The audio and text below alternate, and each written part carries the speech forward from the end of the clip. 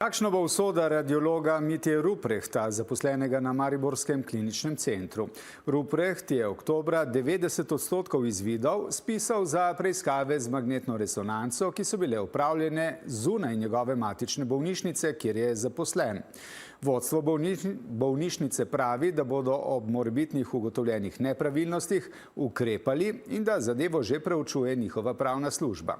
Rupreht je v odzivu za našo televizijo napisal, da lahko svoj računalnik brez zadržkov odpre delodajalcu. Žiga Bonča. Mitja Rupreht, radiolog, ki v zdravstvu deluje že 26 let, priznava, da ga je zdravstveni inšpektorat zaradi količine njegovega dela nedavno že oglobil. Nadzore zdravstvenega inšpektorata glede mojega dela zunaj UKC Maribor sem imel že v letih 2023 in 2024 ter bil oglobljen na podlagi izračuna, da sem delal več ur, kot jih ima teden.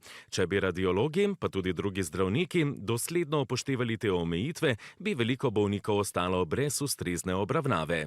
Portal Necenzurirano je razkril, da je Rupreht oktobra opravil več kot 1500 preiskav z magnetno resonanco, tega pa zgolj 150 za svojega delodajalca, UKC Maribor.